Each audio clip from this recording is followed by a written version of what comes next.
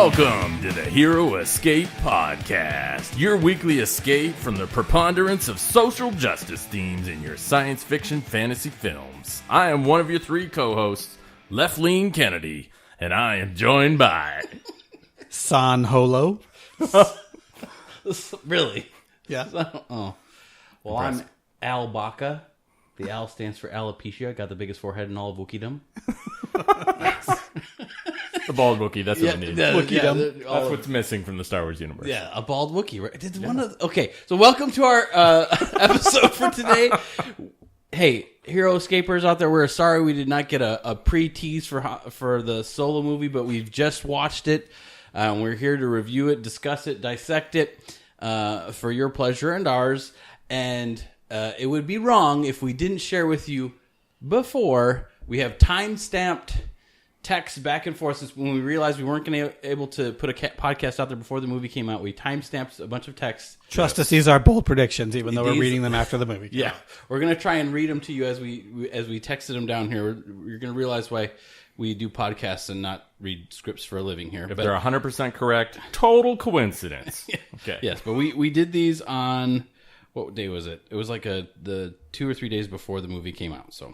Yes. Okay, so guys, we got to come up with Hero Escape Podcast bold predictions.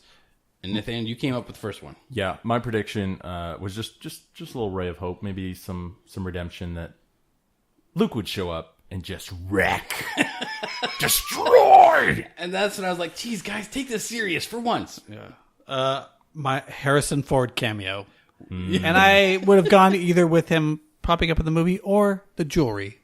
The jewelry. Oh, okay. What would make... I said that would... And then I responded, that would make both more and less sense than Last Jedi did. So, yeah. Anyways. I'm subverting your expectations. Oh. Rey's parents, somewhere in there, talking about how they're a couple of unimportant nobodies and they should just move to Jakku. That was my favorite. That would have been such a great cutaway. Move to Jakku. It's just a couple of poor people we're such losers. Yeah. Let's just move to Jakku. Hey, let's have a kid so we can sell it for some booze. Exactly. Yeah. I think I'm next again.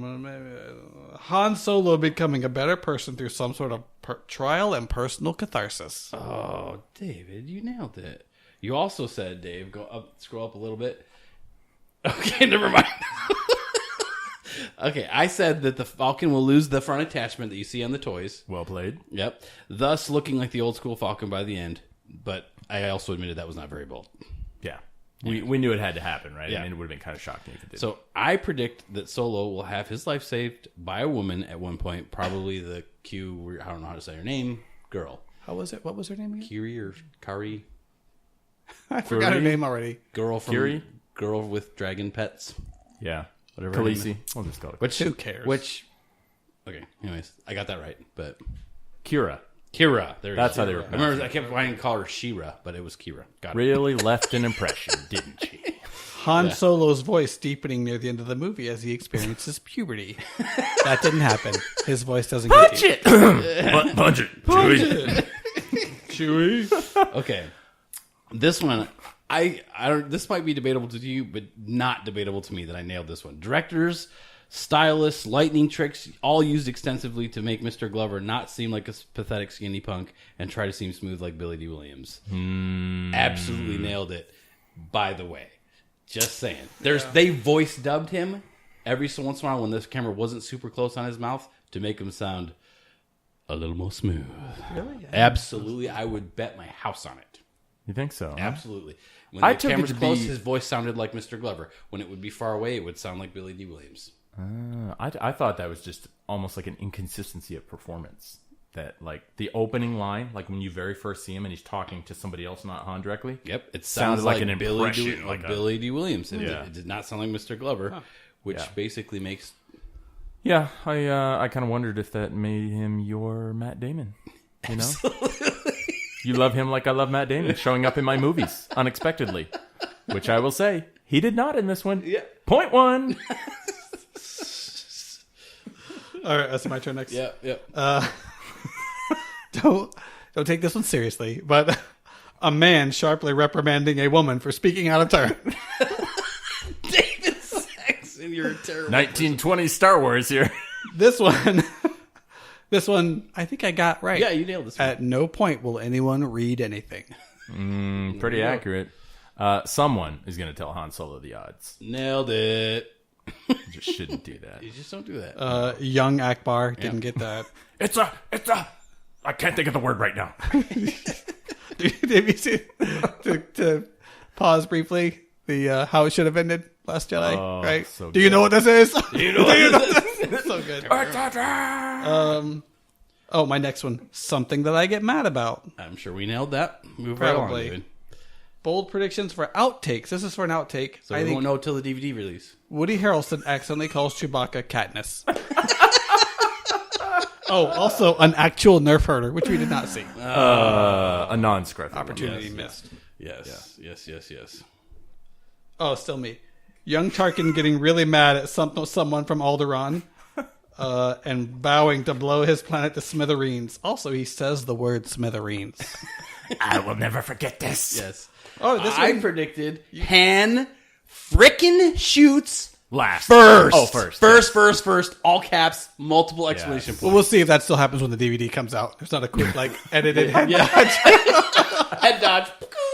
CGI Woody Harrelson's arm coming up. When the I mean, comes out. honestly, that one thing made me like, I appreciate you, Mr. Ron Howard, where just make him shoot first, not sit there and wait for stupid. Anyways, Han shoots first. All right, go ahead. Yeah. Whew, catharsis achieved. David? This one's kind of lame. It was still about Tarkin. Also, we find out that his first name is Sam from the Yosemite system. We learn Han's full name, Hansel Brian Solo. Turns out it's just Han. Yeah, it turns out it's just Don't Han. tell people. His name is... Or his name is Junior, and the dog's name was Han. Oh, boy. What the fedora are you talking about? He will have a friend named Sala, who cannot count camels. He accidentally meets Emperor Palpatine, who autographs something for him. If you can't tell, we're doing a lot of bleeding in the Other Harrison Ford movies. It's just it's just in the crowd, you know. And now just general Harrison Ford movies. His love interest is killed by a one-armed man. He runs from a giant boulder. A Wookiee removes arms from sockets. That does happen. Bang! I nailed that one. Woo, woo. Yes. I did like the next line. Okay, fine. That's the uniform that would have fit me perfectly, but fine, whatever. That's the uniform that would have fit me, yeah. Okay. I think that was it. That was So- our genius bold predictions. So we got some right, some were a little off. The whole planet to smithereens thing didn't happen. I was looking did forward not to that happen. one, though. Good times. All right. So, first blush, what did you like? Or what? First blush, The thing that I liked, and I would even go so far as to say I think I loved. It's just a part, but I loved it. I loved any and all fight scenes with Chewbacca. Dude. Yes! Those were the parts that got me the Chewbacca most was pumped. sweet in that movie. Chewbacca was amazing. I That loved was the that. best part of the movie. Chewbacca. I love that you had a action, moving, throwing people around Chewbacca. Yeah. Yes. Love Chewbacca. He's the Hulk of Star Wars. He's the... Exactly. Strongest Throws one there is. dudes Does him to the ceiling and Yeah, chucks him over they- here and kicks him over there, and every time he does it, you're like, yeah. Yeah. They, give that Wookiee a medal, dude. That was awesome. I was also impressed again with Chewbacca. I sort of spoiled this movie for myself before I went in, which I don't normally do, but I had heard some things, so I was like, I'm gonna give myself all the info so I know what to look for. One thing I realized I forgot to look for, but so I knew going in that he was gonna meet Chewbacca in the little muddy jail cell, and the prediction was, before I had seen it, that he's going to be revealed from the shadow just like he is. Just like in Jedi, yeah. But the way they executed it, I felt like was better than what I was imagining in my mind. I thought it was going to be a little bit weak with just like something a little cheesy, almost like a certain Imperial Canto Bight prison scene, cheesy. So it was pretty good. Like, he sounded legitimately scary and monstrous and everything, and then The comes Beast. out and, yeah, exactly. So I really like that too. So really, all of my love revolved around Chewbacca for this film. Yeah, I think there was probably other stuff I liked, but that was the main deal. Yeah, I agree with that. Yeah, okay. Dave, what were some of your parts you liked? I have to say, yeah, probably most of my love is for the Chewbacca stuff. I also think Woody Harrelson did a pretty good job, like as kind of he really is sort of the Han Solo mentor of the movie. Well, he is a good actor. He's a good actor, yeah. Right. And they didn't write him such a terrible script that Yeah. he He may have even been maybe if I think about it for a few minutes, I could come up with a yes or no. But he might have been the best actor in the movie. Like had the best. I think Paul Bettany's performance was pretty good. He just so little time, and considering the original actor for the bad guy, they couldn't reschedule when they decided to completely reshoot the movie. And let's back up and tell people who don't know.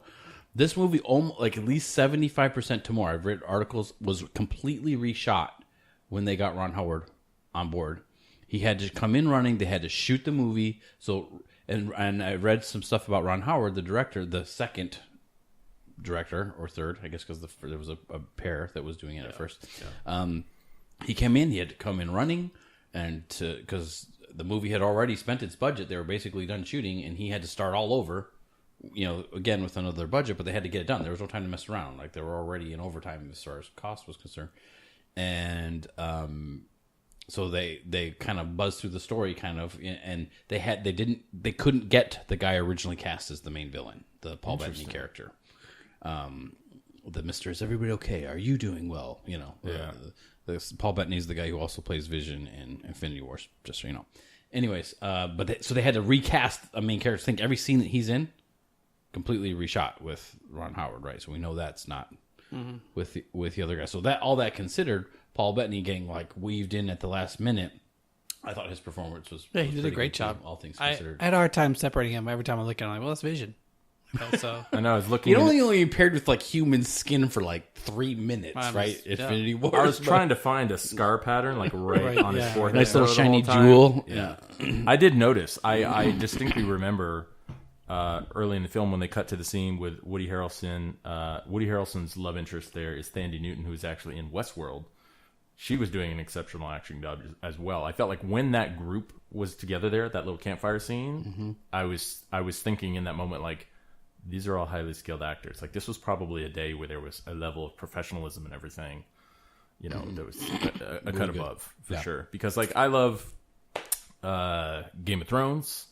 No offense to anybody out there who doesn't, but the girl from Game of Thrones, I felt like there was several points in the movie where I was like, I don't know about that delivery. I don't know about that. Who was from Game of Thrones in it? Kira. Oh, the love interest girl. Mm-hmm. So, anyway, the acting of that group of people I really appreciated. One of my other favorite parts of the movie, because I went to go see it with whoever you said you were over here, David. San Holo. How do you not? Oh, we just saw a movie about... Your brother, cousin, my doppelganger.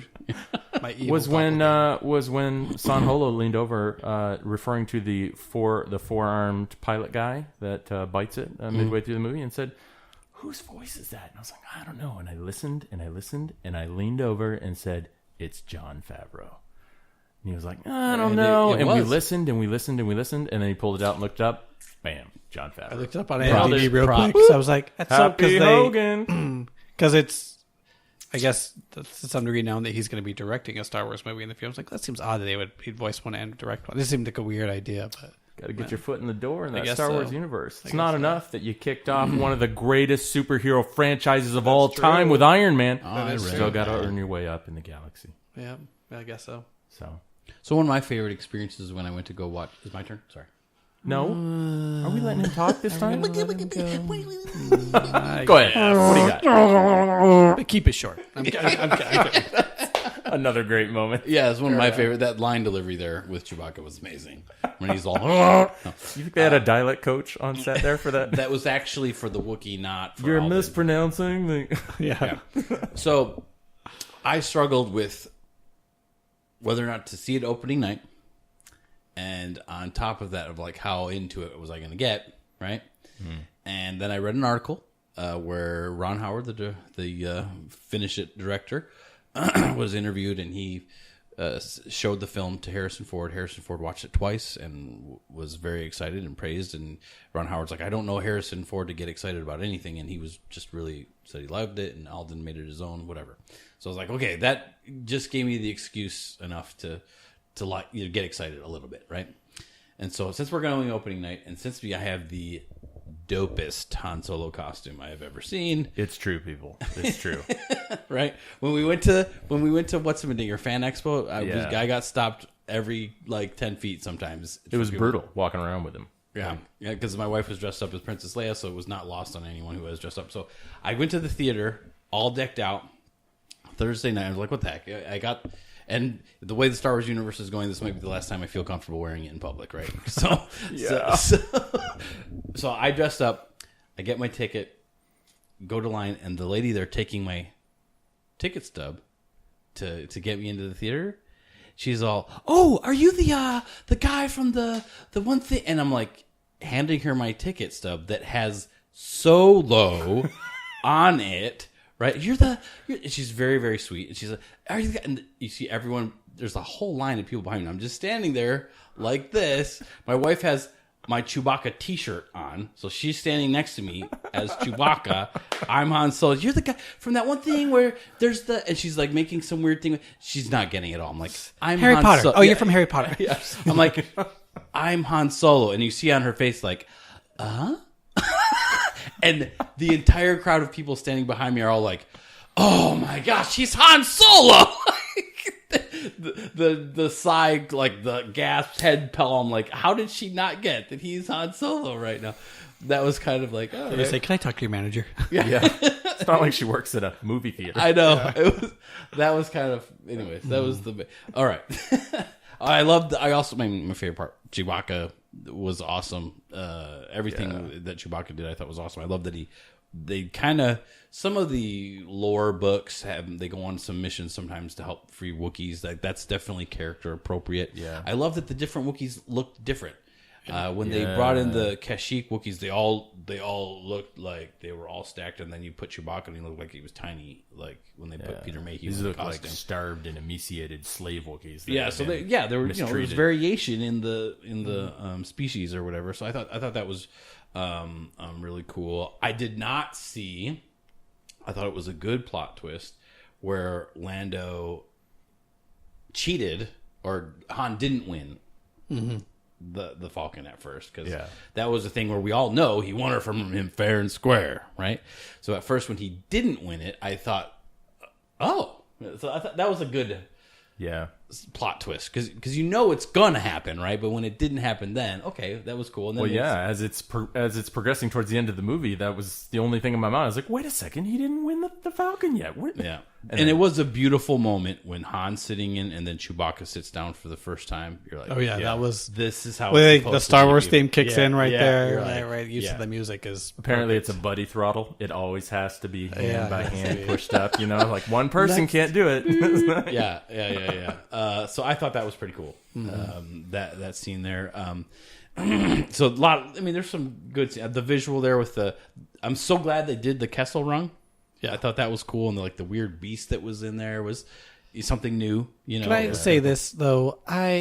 Directors of Hollywood, I know you're listening.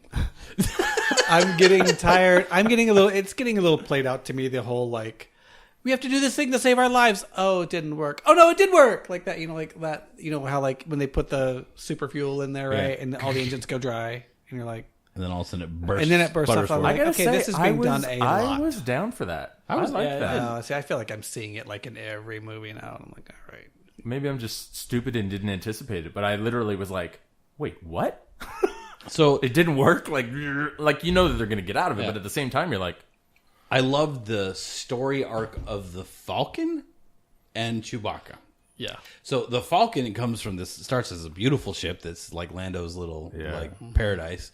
And then you see why it's temperamental, because its brain gets downloaded from this psychotic droid, right? Social justice droid. Yeah.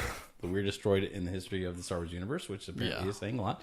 And that its engine also is a bit temperamental because it got fed, raw fuel that hyper fuel, whatever, does who knows what to all of the mechanical components of the ship. Yeah. So the story arc of the Falcon, and then it loses the escape pod and everything. So we see why the Millennium Falcon is both awesome and a hunk of junk at the same time. By the time Han Solo has it, it definitely suffered a lot more damage on its way to Episode 4 than I expected. Though, oh my goodness! By the end, I was like, Dude, kinda hurt that a poor little bit. Falcon, it loses a radar disc just about every movie besides A New Hope. Every other. And the cannon, the gun on the bottom fell off in this one too. Yeah, I was think like, it loses a gun every movie it's in, right? yeah. So it took a beating. So the story arc of the Falcon was good. I loved, and I will say, I will say, right, I'm probably on the minority here. Alden Ehrenreich, or however the heck you say his name, I thought he did just fine as Han Solo. My beef with him as Han Solo is I just thought he was too short. Was shorter than I Harrison thought. Ford is a big man compared to all the other actors in the movie he was in. Right, he's a head taller than Mark Hamill. He's like a head and a half taller than Carrie Fisher. That's true. Yet still dwarfed by Chewbacca and Vader. And Alden is probably not getting any taller, people, and we could pretend like maybe he's still growing. He's so young that he grew up. To me, he felt like he was early 20s in this movie, somewhere in that effect. I mean, who knows how long he was in the military, right? The military there. So it's probably not. So that's what took me out. His performance was just fine. The lines were just fine. I mean, considering there's just only one Harrison Ford out there, people. Okay, and Harrison Ford is not 20 anymore. Okay, so they were someone had to get casted, and as far as his performance, it was just fine for me. But there's a lot of beef out there that we've read where people are like, why are you even trying to make a movie when we all know there's only one Harrison Ford? You know what I'm saying? Which is I hate if a movie was done well and this one was done okay, then I don't hate it. I think he did okay. I mean, I say when I was watching him, I felt like sometimes, not all the time, but sometimes more than I wanted to, I'm watching an impression of Harrison Ford. I didn't feel like he was doing an impression in the same way that the guy They was were doing doing Billy well, D who- for the time. I don't even know it was Glover doing that voiceover. By the way, like it was so Maybe not, distinctly but somebody was. Doing It gave the me an voiceover. appreciation, Yeah, I really, don't know. for the difference. Because, as people may recall from earlier episodes talking about this, like the trailer, like I wanted a guy who could do an impression, like that dude from Age of Adeline or whatever. Yeah. But after seeing the movie, I'm kind of like, I don't know if I would have liked that, actually. I don't know that... It would have been almost distracting if he's always doing his hair, you know what I mean? Like, throughout the entire thing, so... Yes, I was fine with him. Well, I would want someone that can carry himself naturally like Harrison Ford could, but I felt like sometimes the guy would say lines, I'd be like, he's saying that thinking, how would Harrison Ford say this? But how could you not, right? Yeah. I don't know. I'm cutting him some slack. I have no counter argument to what you just said, but I'm just cutting the slack. I just enjoyed it for what it was. I accepted that he's not Harrison Ford. The only thing in the performance that took me out for is that he clearly is not as tall as Harrison Ford. But anyways, and I'm the short guy, so I don't know why that bothers me so much. Maybe I should feel empowered by that. But okay, so. A little bit of beefs. Are we going to turn into beefs with the Here's movie? an interesting one. Okay. Because normally we go hard on story, we go hard on whatever. Mm-hmm. Something was pointed out in a review that I watched today.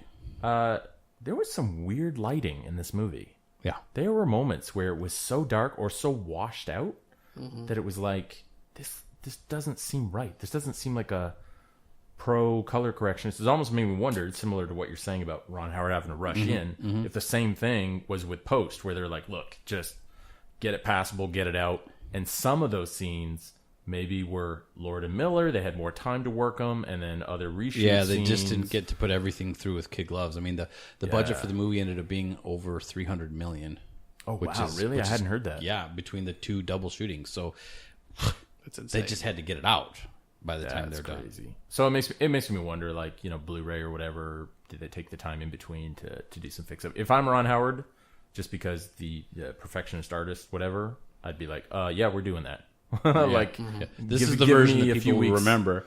Yeah. Yeah, because that was an odd thing. So Okay. that's Anything just like a else, little though, or- aside. Yeah. Overall walking away from the movie, right? Like, it didn't wow me. It didn't, you know what I mean? And it just made me think, like, they're having a hard time making me care about a lot of the characters they're introducing. They're having a real hard time with that. And I don't exactly know what it is. In this movie, for instance, there's a lot of real quick pacing at the beginning. So it's sort of rushing through, like you're immediately introduced on Solo, which you sort of expect, obviously. But then you're immediately introduced to Kira, and then they're immediately rushed to this point of separation, and it just feels, the pacing feels a little too tweaked up fast. And it made me wonder if... I wanted to be more sad when they got separated just a little bit. I mean, I was, because the Kira actress, she's very charming, and you just kind of naturally drawn to her. She's got that kind of female charisma or whatever. But they were separated in the movie. Well, like 30 minutes. It's not long enough to. Was it even 30 minutes? I mean, it didn't feel like it's long enough to even really. It basically was that when she put his hand scene and then the action scene. When she put her hand on his shoulder in the space yacht or whatever. Mm-hmm. Did you?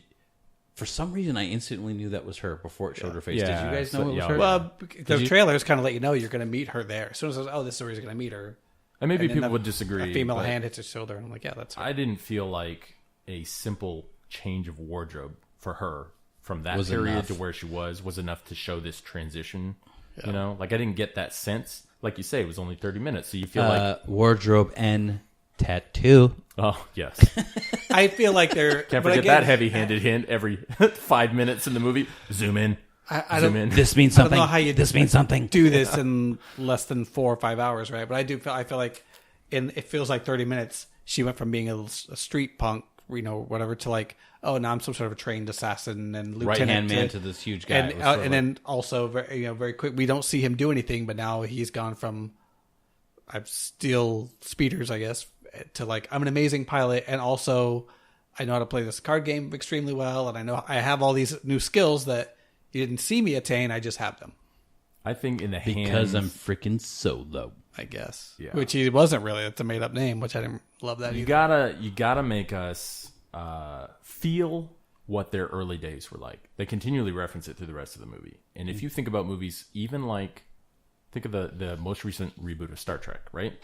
You see young Kirk, you get this sense of what his life was like. Hemsworth then you see a little bit older, and you still see his life as a wreck. You get sort of a sense of what his life is there. You think about Jyn Erso, you know what I mean? And even if you have a brief space of time, if you're skilled, you can get the emotional connection there so that you feel it, as it's being referenced later. I wish Ron Howard had more time to make this movie. Yeah, and that's why I say it felt rushed. Like maybe there's a lot of stuff on the cutting room floor. So, sorry. No? But beefs?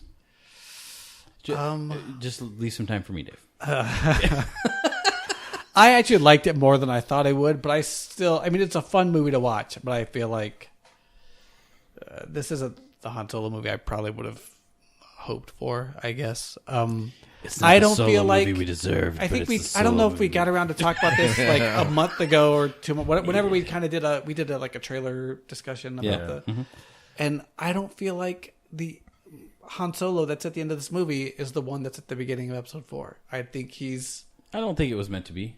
Right? I think it's supposed to be like, hey, dude, this they is the guy. These weird little plot twisty things that are going to weave into other movies for sure. I don't know. He signed on for 3 movies. He let that slip in an interview. So maybe he still gets hardened by the things he goes through still, but I feel like he didn't go through like I don't know. He didn't go through this character plot arc that I like. Look, this might seem like my biggest beef. Can I? Sorry, I'm raising my hand. Please pick me. Yeah. Sure, I'm done. That's probably my biggest. Right here. Look, my 2 biggest beefs are the cows that are wandering in the field in that one scene when they pan by. Carry on. Well, I think you've wrapped it up there. Let's just go on this episode. No, okay. Those are the 2 biggest beefs. There's a critical plot twist that I talked about or a change in the plot that I try after I went and watched it with my wife. I'm like, explain to me why this happened because I don't get it. Okay, so they got the fuel. They just finished the Kessel Run. They get to the place that can refine it before it melts and whatever, and then the infant, whatever they're called. What are they even called? The Infant's Nest. Yeah. Infant's Nest shows up, and it takes a while, and you realize, oh, the chick with the mask that, because naturally what you do is pick the tiny teenage girl of your leader to become your leader. Yeah, naturally. I feel almost positive that the person that was in that costume in the beginning action scene is not that girl. Because that guy... No, it's not. That's what they say, because her mom died in that battle, so now she's the leader. Which they gloss over. I thought they were referencing like a much I thought they made it sound battle. like, that she died a long time ago. Well, the person in that mask dies when they escape the train battle. So if you don't catch it, you didn't catch it. But anyways, what I still don't get is she comes and says something like, the guys that this is ultimately going to end up to, they're really, really bad. And then next thing you know, Han Solo is helping the people that tried to kill them earlier. Yeah. Like, I'm like, so why is he helping them? Well, because the guys that they're selling it to is really bad. He knew that when they took the job. Right. What changed? He is a smuggler. You smuggle bad things for bad people. That is what a smuggler does. Not to mention, at the end, she offers him to continue down that path. He says no, and then he goes to work for another terrible individual. Yeah. Right. So what changed? Okay, because the Kira says, "I know who you are." Oh yeah, who is that exactly? You're one of the good guys, right? You want to be. That's literally the moment that's supposed to be the ignition for right. that moment So you're talking about. What it just doesn't make sense that he turns and does like whatever this 12-year-old freckled girl says. She states the obvious. They decide not to fight for some reason. And now he's not like that. Whatever it was she did, either I missed it or it absolutely lacked the gravitas or the importance. Could it be wasn't told well? Like I just don't get it. Like that didn't make any sense to me whatsoever. I can sort of understand the idea, right? That he was told, "Yeah, I'm going to get this feel for some bad people." That's very abstract. And when she comes out with, "This is what they've done," and now but then I you made it real, right? Then they need to make it real on Han's face or something. There needed to be more. You got to connect the dots for me, right? Because he's risking his life from risking my life to being filthy rich and being able to accomplish what I want to accomplish, to risking my life to help people and get nothing for it. Mm-hmm. Yeah. That's a big change for someone who grew up on the street. You know what I'm saying? Like, look, I'm going to get filthy rich, and then I'll take all my money from this and come join you with my money. Or, you know what I'm saying? Like, it did not make sense. So you feel like he was an inconsistent character then? So, well, he's Han Solo, so it's true. He is the good guy, but you got to tell me this. You got to make the story make sense. Give a better reason or flush it out a little bit better than however you did, because I don't understand why that. She told him. She's like said, the sky is blue. And he's like, you're right, it is blue. I have to change everything I've been doing for the last 10 years. Like, you told him what he already knew. Why did that change? So I understood they wanted it to matter, but they didn't tell the story in a way that made sense, that it did matter. It's a little bit like... Change, and now he's one of the good guys. Yeah. He didn't go with Chewie to go help the other Wookiees, even though he saw what was going on. Yeah. He throws him the thing, but that's not quite enough to really say...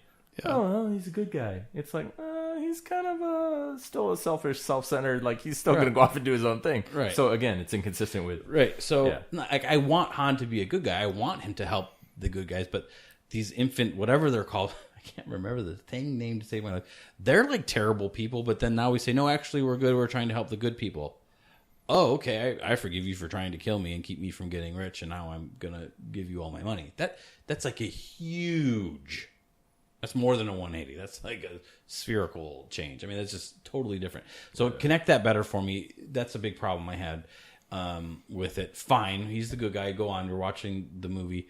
That whole unveiling at the end where he's got the blaster and the thing, and he's totally pulling a one over and doing what the street kid in him would know to outsmart all these people. Man, they just unraveled that without any panache or bang. It just sort of, they just told it. That's a wrap. Right? Well, he's totally pulling the wool over them, and they're totally catching him. And the thing that I missed the most, that would have helped scenes like that, a little bit better, cinematography, but the soundtrack was so not John Williams. John Williams did not do the soundtrack, but there just need a little just hear when there's the holy crap, they got caught, holy crap, he tricked them, something. But it was just like, is that what like all the rough cuts of John Williams' score sound like? Lucas is like, so tell me what you got in mind. The movie is opening. That's his like personal tape recorder right there. But you know what I'm saying? Like, there's a title scroll. I want to hear his notes from coming up with a Star Wars score. Star Wars. I like it. You're the heroes.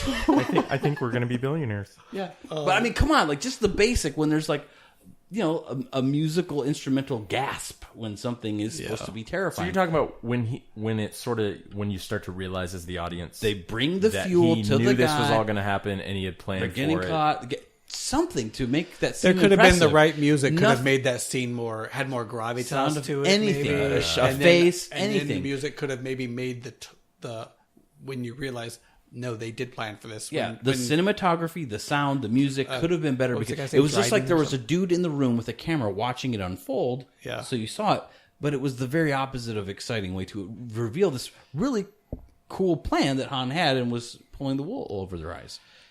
I don't know. Can I cut even to me is more disappointing? Look, Can I cut to Jason Bourne gets out of a car. I counted 6 different cutscenes of him getting out of the car.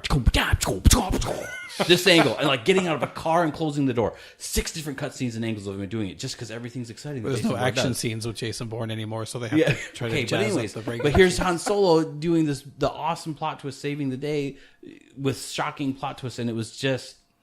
We got this. We got what we needed on camera. Let's get to the editing too. It was just, man, it needed like that was the climax, but it felt like we're just telling the story. So can I go to this part though? Maybe unless did you have does for his bitches? Yes. I don't. Did you have something you want to add to that? Solo is about to trick the bad guys. I don't know how I feel about that. We're out of budget and we don't have any more time. Okay, do it. Yeah. Approved. Yeah, sorry, it was spoiled to me, which I was fine with that. Darth Maul was in the movie. Let's talk about that. And I expected a lot. That was the most disappointing. You could not have. It was literally like somebody said, "Listen, I know you guys don't know this, but in the contract, did you read page 7? No. What does page 7 say? Page 7 says there has to be a lightsaber. Well, how are we going to have a lightsaber in this movie? There has to be an idea. There has to be a Force user in here somewhere. How are we going to squeeze this Darth in? Vader shows up. Yeah. Darth Maul. Yeah. See, everything's better when it's singing. So I felt like that was the weakest representation of a Force user you could have. I mean, it wasn't as big a letdown as Luke in The Last Jedi, but it's like they were going for that level of disappointment with a Force user. Like, hey, let's show a Force user and not show him do anything or even be intimidating. Am I crazy? But did his face look a little bit wonky? Like something wasn't. It didn't look like the Maul of my child. Well, I think it was still Ray Park, but he's that's 30 years older or whatever. Like I know, but that's not. It was almost like someone was like, again, we don't have time. Look, you don't got to worry about doing the makeup perfect because we're gonna mess this all up with digital. Well, anyway. it was a projection hologram, so it was glitchy, I think. But the face looked. It did look longer. It looked longer than it did, but to me. But anyway, look, with the Rebels, the cartoons that are out, they brought Darth Maul back, and my kids told me, "Hey, Dad, you gotta watch this episode. Clone Darth Maul's back." Yeah. And as soon as they told me that, without watching the episode, I said, "That is retarded." Yeah, dude, I'm.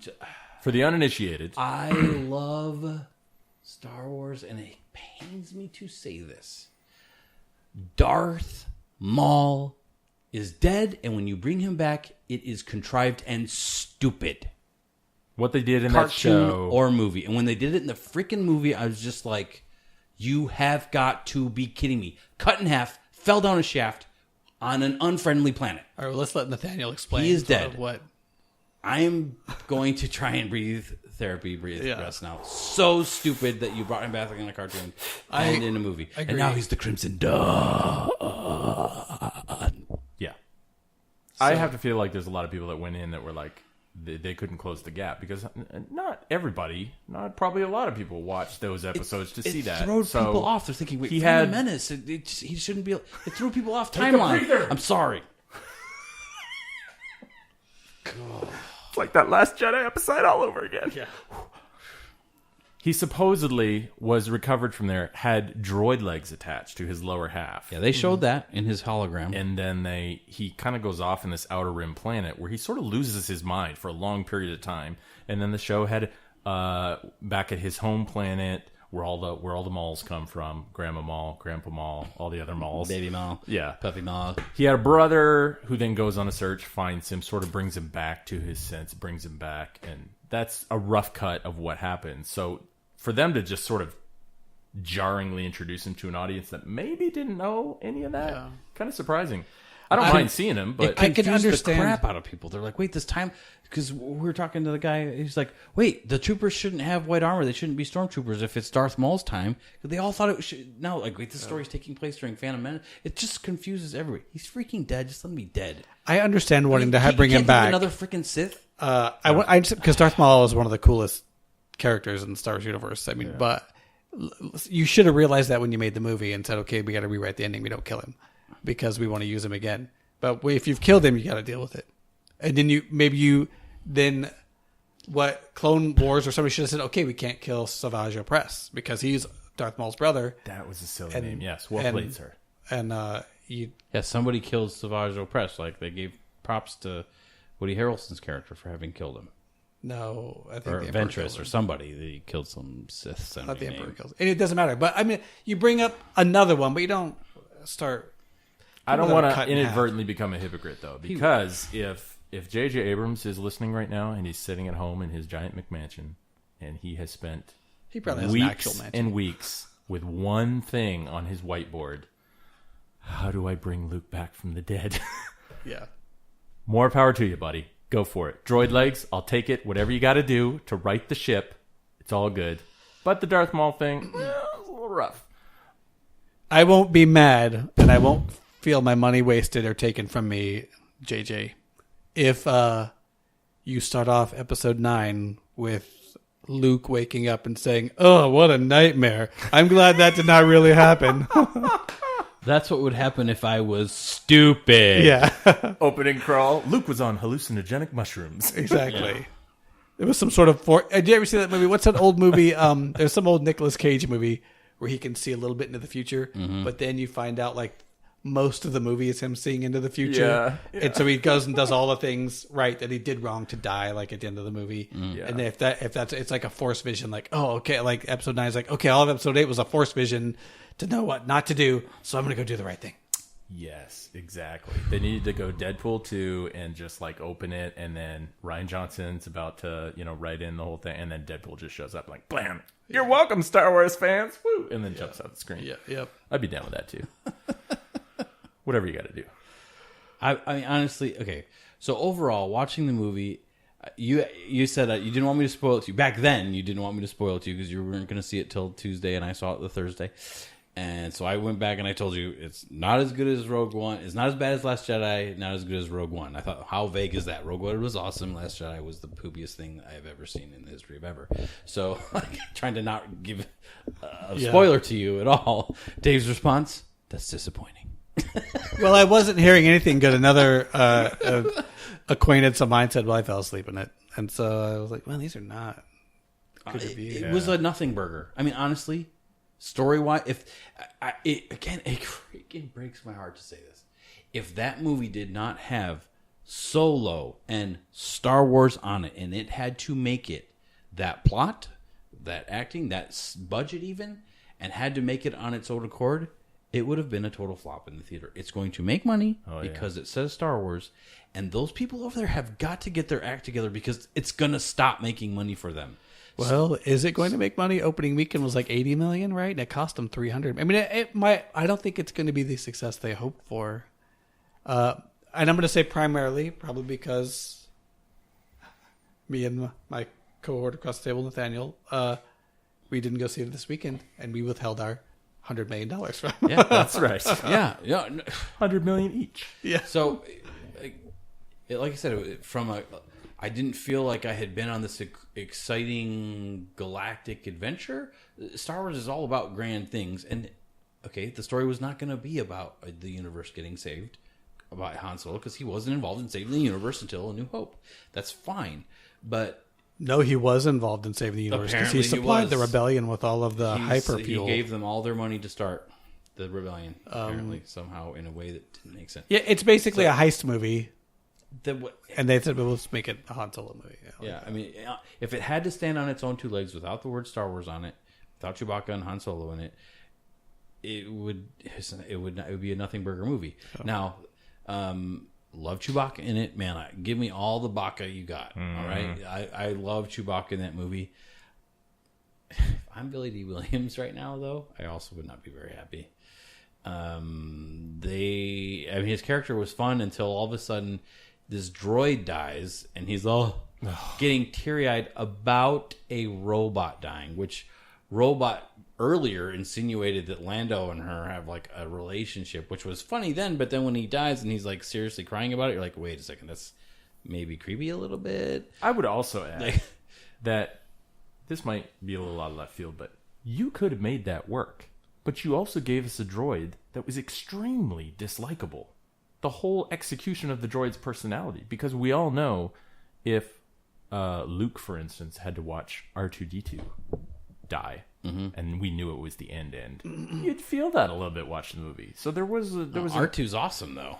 Well, But again, I feel like this goes back to When I was a kid watching A New Hope and R2 got blown up, I'm like, oh. That's what I'm saying. Is this not purely an error of you can't have a human getting upset over a droid and make it work at all? You can, but they didn't. You know what I mean? Like they failed to execute on what they were going for. I think And a lot of he times when runs that out happens, into it should be gunfire. Somehow doesn't get shot, and is like, like I don't know. I don't know if we were supposed to be sad also, but they made the character so annoying. Like I said, like that. Yeah. I did not care that L3, I think was the name, died. I don't know. She was kind of charming. I did not. At one point, you leaned over and said, "She's no K2SO." Yeah, and I K2SO, bam, K2S money shot right there. K2SO, one movie droid, right? But so I mean.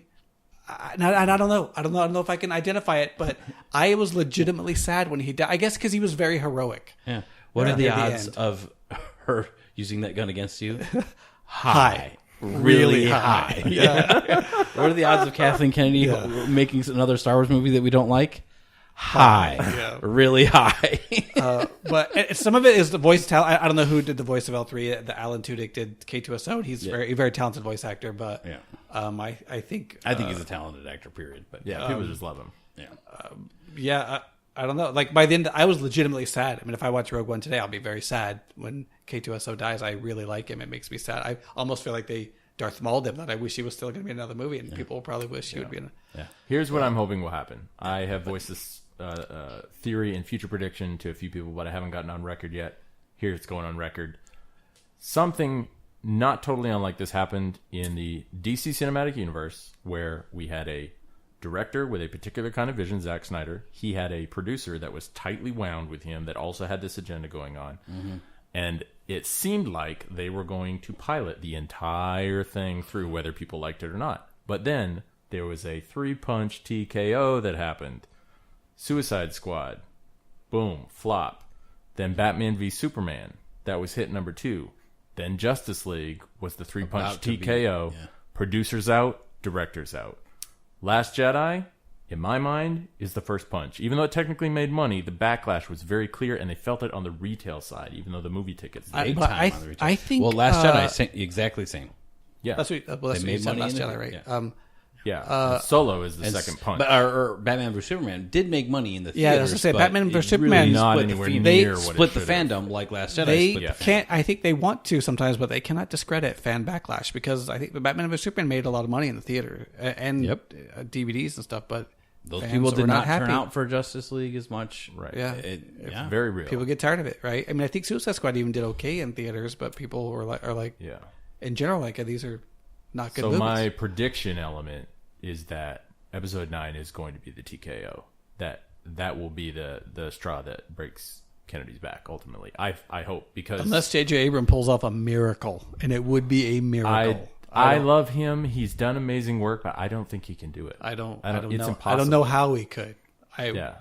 And even if he did, Ryan Johnson gave him nothing to work with. Right. There is not an exciting storyline that we're all looking to see played out in the last movie. No Star Wars movie has left you nothing to be excited about looking forward. Nothing, except for Ryan Johnson, the most selfish story writing, directing, and storytelling ever. He took every plot line that was given to him, pooped on it, and left nothing for the next guy.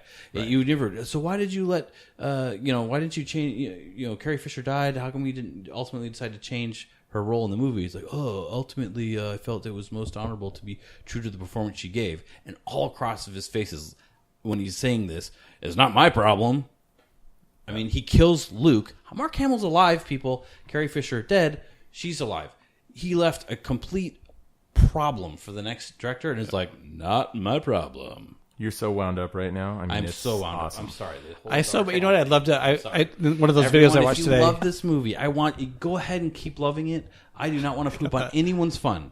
If you love this movie, man, I love you too. Go, you keep loving it. love it all you want. Keep loving it. I don't want you to change your mind about loving it. But you're talking about Solo or Last Jedi? If you Jedi? had fun in that movie, go watch it a bunch more times. Keep having fun. That's what I believe most about our podcast and our world is that is what we do. You have fun in our nerddom, whether it's in Star Trek or Star Wars or Stranger Things or Marvel or DC. Dude, nerd out all you want. And if it's still fun for you, keep nerding out. I do not want to discourage anyone from it. However, my opinion is the storytelling, the execution, all of this is being done with small minds and empty hearts. They do not have the scope, the intellectual fortitude, or the heart of the original trilogy, not by a long shot. They're in the galaxy far, far away from it. Would you love to see the outline that J.J. Abrams wrote for all three movies? To see how much it differed? I wish he would release that. I honestly don't think. Here's the thing: so much damage has been done. Let's say hypothetically he pulls off the miracle and he somehow rights the ship, right? Would you even believe it if someone told you that? You'd be like, no, I'm not going to see it. I would have. No, you don't understand. It's really good. No, there's no way. I would have to see. I'd have to see it. I think I would have to have several people tell me that whose opinion and intelligence I trust that it's a good movie. I'd have to have somebody before I spoil even go it. see it. Yeah, I mean, I would just have to. People I trust would have to tell me it's good before. What's the name of that Canadian I'd be tempted show not to go anchor guy that did the blistering review of The Last Jedi? That was the best. awesome. Ever. When that guy, They keep trying to go to the next segment. He's like, "Oh yeah, and this." And yeah, he just like, when he says it's good, I'm like, all right, I'll go give it a shot. yeah. We trust that guy. Yeah, He's the one Canadian we trust. yeah. Yeah. I hinge All all my sci-fi decisions on that Canadian man. Yeah. Anyways, guys, so the real question is, what are we going to do to tide ourselves over, to keep ourselves entertained and revel in the world of nerdery until Infinity Wars 2 comes out? That's true. But before we do that, we got to score it. Oh yeah, give our official score. it. Oh, this is gonna be tough. Wait, am I starting? You're both looking at me like I'm starting. Yeah, you are starting. Oh man, We're starting with the most good looking. I got my score. 6.5. Okay, go ahead. Ooh, cut right in front So of it me. would have been a 6.4. Exactly. But Matt Damon gives it that. No Matt Damon. You said what again? 6.5. 6.5. 6.5. Okay.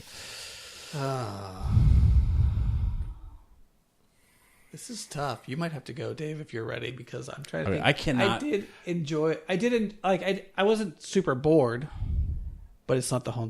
It's not the Han Solo movie I deserve. The thing that's pulling it up in the direction of 7 for me is literally those Chewbacca scenes. Chewbacca, Like that is yeah. what is doing that. Aside from I the think Matt I'm Damon. going to echo. It Your was sentiment. fun. I don't want to give it a 7 because I feel like 7. Right. It's a good movie. a little- So when he's 6.5. smashing Alden, Han Solo into the dirt and he starts speaking Wookiee, Yeah. oh, I love that. Yeah. That made me giggle. Like to hear him actually speak it was like, yeah, I speak a little, and then and how they interacted, made a plan to get out, and that was a good scene. I've heard theories Yeah. that was a Lord and Miller. People saying that seems like a classic situation that they would have come up with. It's a little bit silly. It's, you know what I mean? But it was good to snap Chewbacca out of it. Yeah. Is You it speak Wookiee? score of 7 good or No, honestly, I can't. So from 10, like we're talking Infinity War is like amazing, loved it, want to watch it a bazillion times. 10.1? Yeah, right. Yes, yeah. Can't get enough of it. Right. 9, definitely gonna watch it all the time. Want to watch it multiple times. 10, will never get sick of it. Good. Right. You know what I'm saying? Yeah. And 8, solid movie. Gonna buy the DVD or whatever. Is gonna own it. Watch it again. 7, not bad. Yeah. My kids like it for sure. Okay, fine. We'll buy it. I was entertained for my 2 hours. 6, okay, he managed not to totally insult me, but I have no desire to purchase the movie to own it. And I, like you collect figurines, I collect the DVDs of movies I like, kind of a thing. Like 5, I don't hate you completely, but I kind of just want to stop thinking about it entirely? yeah, it's- I'm ready to move on. You know what I'm saying? And that's kind of where I'm at. Oh, okay. I love the Chewbacca scenes, but if you couldn't tell, I really didn't like that Darth Maul appeared. I don't know if you missed that. I just I thought really it didn't was pick that up. just and like I said, the telling of the story. I wish whoever the director was had more time to just execute. Give somewhere in the movie where you felt like, oh, this is in fact a climax, or just an oomph to unravel that story. It just didn't get told in an exciting way, which I feel terrible saying that to a guy who had just literally direct this from the seat of his pants. You know what I'm saying? But it just didn't. It wasn't very exciting, and that's like I said. So I can't give it a 5. I'm going to give it a 5. 5? Yeah, 5.5 tops, but I'm just going to sit right at 5. I thought you'd go a little higher. I will say I'm probably going to watch it again with my wife at some point, and I could see my score altering a little bit if I feel like I watch it again and like, okay, I never want to see it again. I might drop it down to an even 6. Yeah, if I watch it with my kids and I see that it makes them really happy and they really love it, then maybe I'll just because I love my kids, right? So then, okay, fine. It's valuable. Like, my kids love it or whatever. I know that they'll probably like the Darth Maul appearance thing. Or when they see Darth Maul, they'll be like, oh, and then look at me like, is it okay that I'm happy, Dad? Good kid. Yeah. So, you know what I'm saying? Like, that's where I am with it. So, but in the meantime, Marvel is going to keep making movies. Mm-hmm. Ant-Man and the Wasp. I'm actually really excited for that one to come out. I loved the Ant-Man movie. I know a lot of people are take it or leave it on that one. I like the Paul Rudd and having the light funny to balance out so that not every movie is Thanos killing every, I feel like not to derail this into Marvel, but hey, why not? It ripped him off a little bit that he wasn't in the first Infinity War. I feel like it took a little bit of wind out for me. I think he and Hawkeye will both have a bigger part to play than you think in the next one. Again, I'm just saying in terms of Ant-Man and the Wasp coming up and anticipation and all that. But there was a good reason. To me, it has me amped up more. I'm like, okay, I'm curious to see how this leads into the next one. They gave legitimate good reasons that made sense for them. They had families they got out of the whole Civil War. That made sense. So I was okay with it, although I would have loved to have seen. I do like Ant-Man. Anyways. I hope everyone out there has seen the awesome memes and cartoons that people have done of Thanos holding the glove and getting ready to snap, and then all of a sudden a tiny little Ant-Man grabs one of the stones and goes running off down his arm. It's so great. Like, problem solved. It's funny. It's interesting how different people will take it, but I didn't. First Ant-Man movie, I could take it. Yeah, I've never watched it again, and I will probably not watch it again because it was fine in its moment, and it didn't do anything for me. But him not being Infinity War makes me more curious about, okay, how will... And this movie does look like it's... I'm excited that it's the Wasp also, because she's classic Avengers, the Wasp, and how will this lead into Infinity? It has me more excited. Whereas I think if you did show up in the first one, I'm like, oh, all right, well, I've seen you now, and I don't care to see you again. There you go, Lucasfilm. If you're listening, we tried to talk about your movie. We still ended up talking about Infinity War. We're excited about... See? But exactly right. The movie ended. We're not even interested to see what happens next. Yeah. In the solo story and these non-episode movies, we're not interested. There is nothing to be interested about in the episode 9. You killed everything exciting. But Marvel, give us something to leave us wanting more. I feel a little bad, right? Any Star Wars conversation leads me to complaining about The Last Jedi, which I feel like every day I find new fodder. Today I found all this new fodder to be mad about. And then will lead me into how amazing the Avengers phases have been, and how leading into Infinity War. I've seen Infinity War 4 times, not as many as the young man to my left. I've only collected 5 stones, but one more to get. I would watch it again tomorrow if I could. Happily. Yeah. Well, this has been the Infinity War podcast. Thanks for joining us. I hope you enjoyed our brief Star Wars intro before we got into the meat. Anything else before we close it out, guys? I have a challenge to our listeners. Please tell me if you have seen anybody in any Star Wars movie read something. Why is this important to you? You big silly doofus. I love you, but why is that even important? Because I just don't want to think that everybody in Star Wars is illiterate. The guy who gave Solo his name was reading his screen while talking to him. Was he? Yeah, he was. Did you see the words on the screen? Yep. It was all Could in have been all weird pictures. little basic symbols. I'm still not sure. Of course you're not. Well, there you go, folks. Send in your movie moments where Star Wars people are reading, and our host will gladly send you some kind of special prize. Millions of dollars in the mail. Yeah, sure. Well, thanks I'll for... send you a ticket to see Infinity War again. Yeah. Go see Infinity War again. All right. Hero Escapers, thanks for tuning in. For those, we never said, hey, please share our podcast with folks. Post us, repost us, however people do that. Facebook, love us, share. download whatever. Yeah. We appreciate the responses and all of you out there. Thanks for listening. See you next week. Bye.